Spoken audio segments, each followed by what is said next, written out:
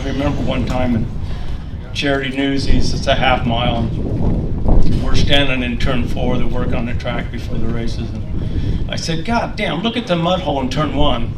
And Dick looks down there and he goes, you can see turn 1? I said, yeah, it's a mud hole. He goes, God damn it, no wonder you beat me.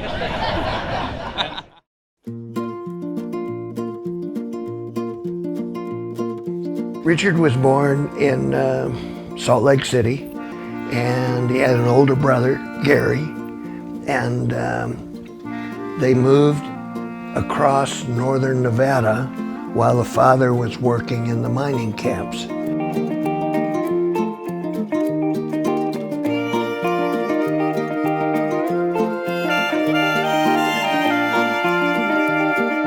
And Rayola, Richard's mother, ended up working in Reno, and she heard there was big money to be made in Richmond, California, in the shipyards.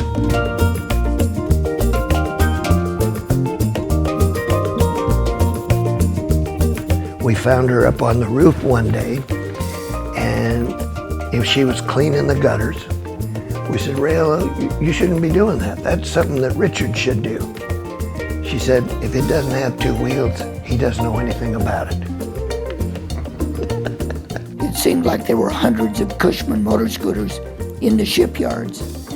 Naturally, after the war, they were all for sale. And I remember the 2 speeds were $35 and the single speeds were $25. So, and I was just intrigued with things with motors on them. That time I had a paper route that I did on a bicycle, and I thought it'd really be neat to have a motor scooter to do the paper route on. That's basically how I got into motorcycles.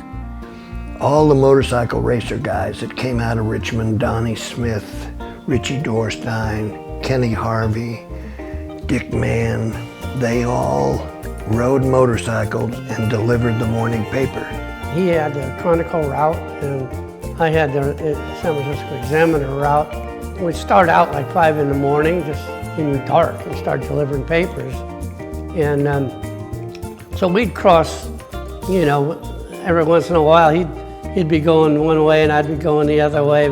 So they'd pass each other 2 or 3 times a day, going to and from the various houses, and they got to know each other. We were just kids trying to make some money, you know. And they did a little bit of racing while they were doing that. I was always jealous of him because he had the Chronicle route, which was a smaller paper, a lighter paper, and a little more prestige than the Examiner. So he had it one up on me. So I always bugged him about that. Motorcycles were his life, and he never changed what he did from the time he started racing until he quit racing. I think that Dick and Mert and them guys really believed in the motorcycle sport that they were in, and they lived it. It wasn't a shoe polish, it was them. It was their life.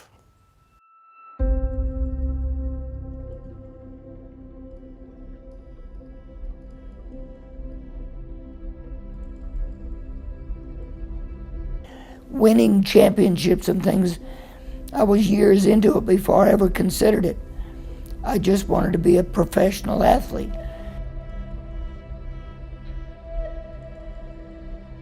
And that was the difference in those days between riders now in general and riders then. We all wanted to be professionals. And whatever we did for money. Not very much money. In fact, virtually no money, but it was all about being professional. You had to appear to be a professional, act like a professional, and never give your talents away for nothing. And we raced for the fans, not sponsors. Totally different situation now. the racers now raced for sponsors. We were directly connected to the grandstand because we raced for the fans. Dick Mann was just respected by everybody. And whatever he said, everybody listened. So he kind of started out kind of like the hero. He's always been, you know, just the wise man of the sport. That connection in those days was very apparent because I raced it in front of the same fans my whole career. I mean, people that I knew by their first name that I only saw at racetracks.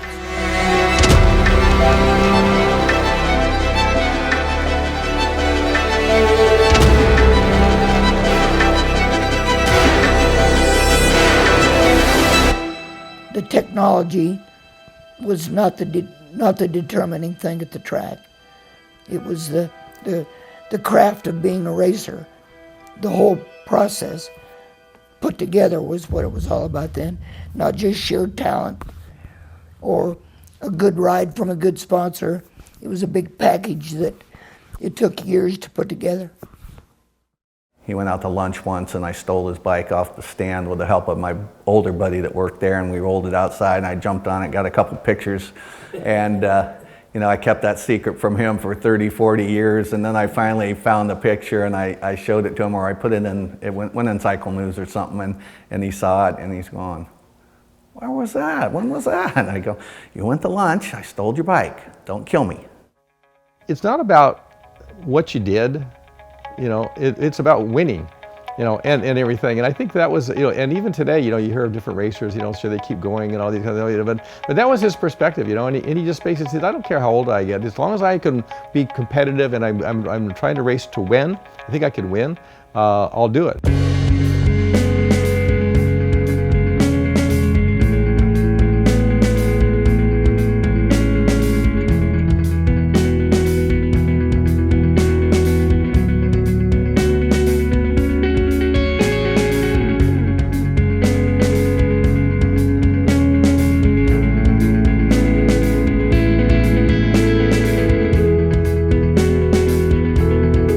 I think Dick Mann was a motorcycle racer.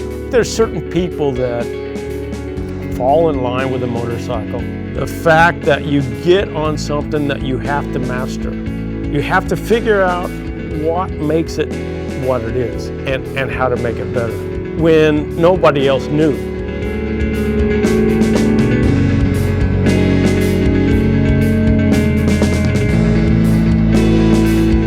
Just kind of watched what he was doing, you know, and his style, and little bits things about the bike and different sort of things. So, you know, he's one of the people you just watch what's going on with Dick Mann, and then you see how you can maybe adapt to it yourself. So.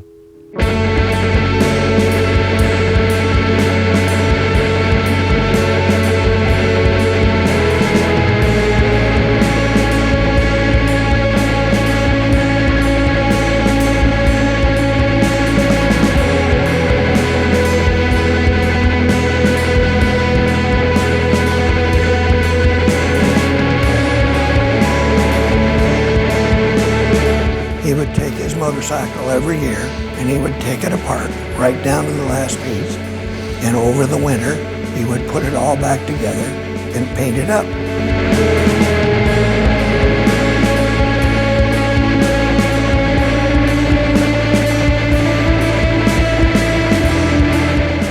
"Okay, you're going to be number one." And I said, "How do you know that?" He goes, "Well, I know you're going to be number one." And he said, "Now, when you're number one, I used to get $50 a day to do PR. Now, if you do it for less than that, that makes me worth nothing." So I said, "Okay, I'm $150 a day." He looked at motorcycle racing as a business. That's the way he approached it. You cut your expenses and you increase your income. And he would be really upset with himself at a race if he had qualified for the main event and he's looking at his tire, and his tire's looking a little sad and not much tread left. And so he'd break out a brand new tire and put that tire on, and then he'd go win the main event by half a lap. He'd be mad at himself because he didn't need to spend that money. And he'd do something to his bike, or he'd be one tooth different on the gear.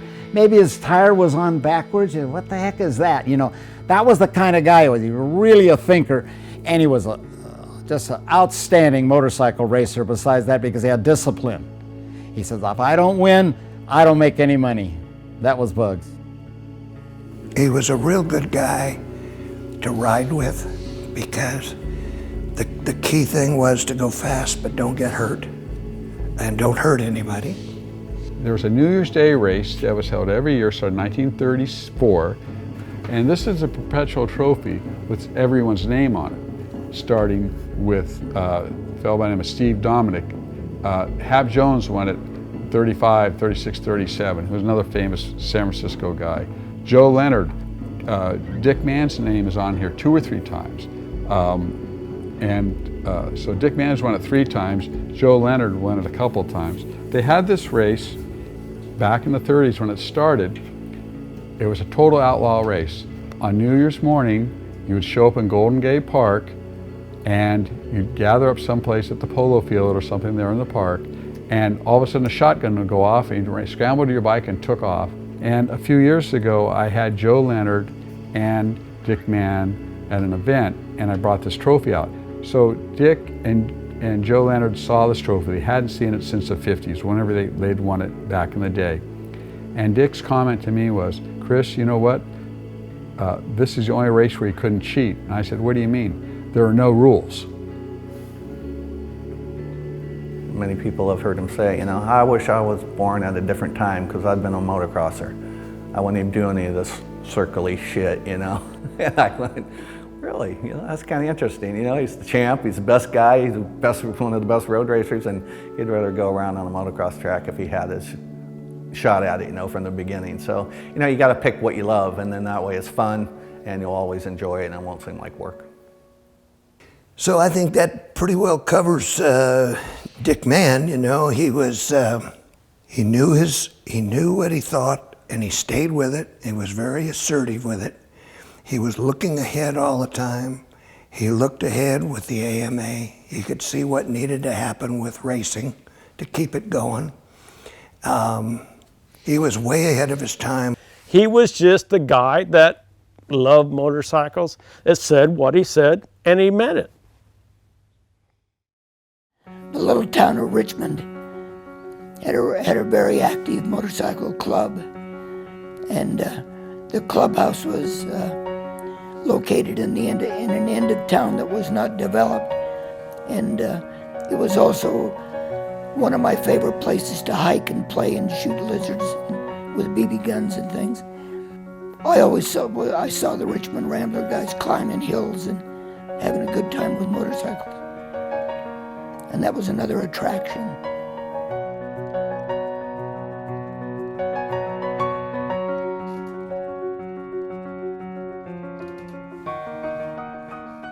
Dick Mann was 9 years my senior.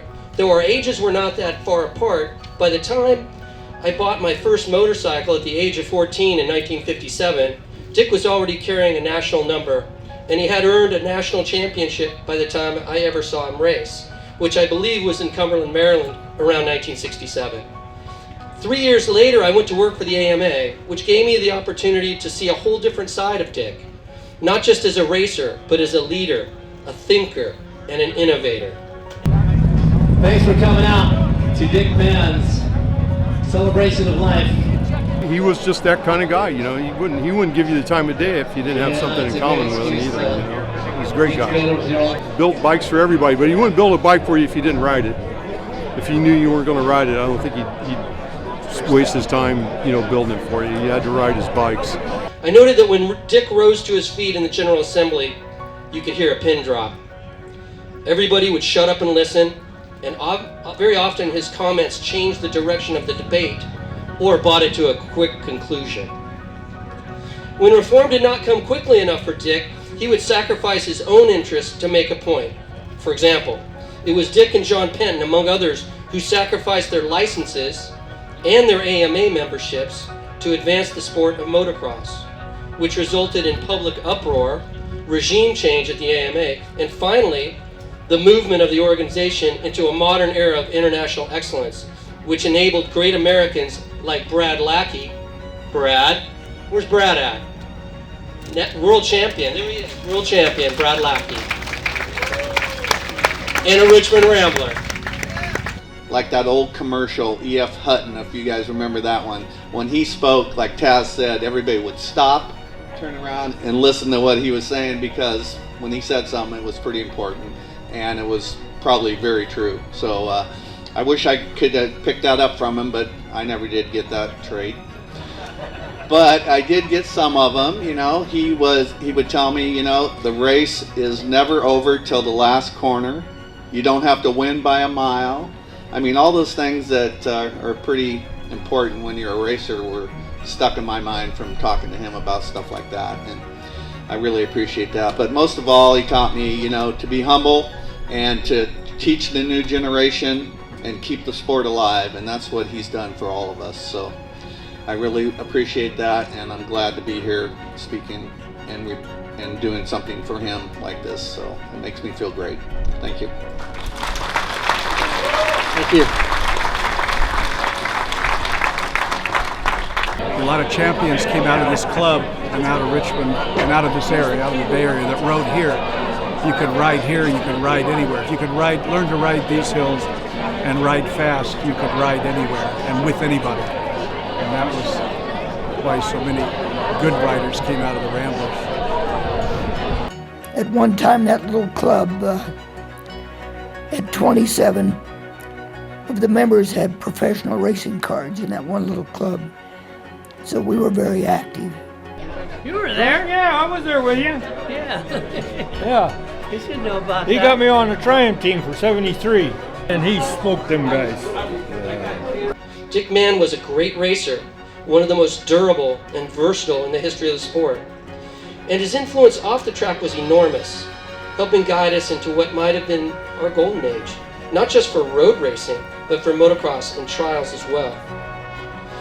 This is more than enough for greatness, but with Dick, it was still not all.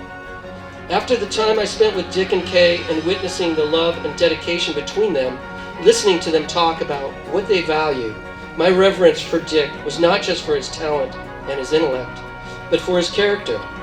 Beneath his competitive nature was a bedrock of goodwill toward his fellow man, fairness for all, and justice, frequently to the point of self-sacrifice. I believe that Dick would have been great whatever path he might have chosen in life, but it's our great good fortune that he chose our path. That was Ed Youngblood. Thank you, Taz.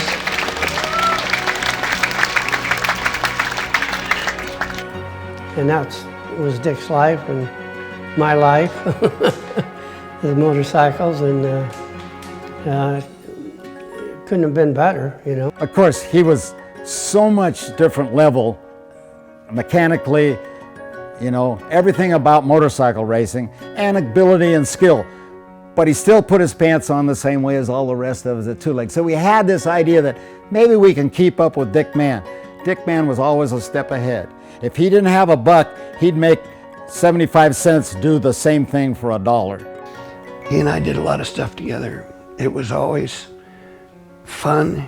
It was strenuous. It was a very honest effort. It's been a privilege being his friend and working with him. Did a lot of great riding together, and you know, I miss him. How do you want to be remembered? I'd like to be remembered as a good, you know, a good father and a good husband, and the rest of it is whatever it is.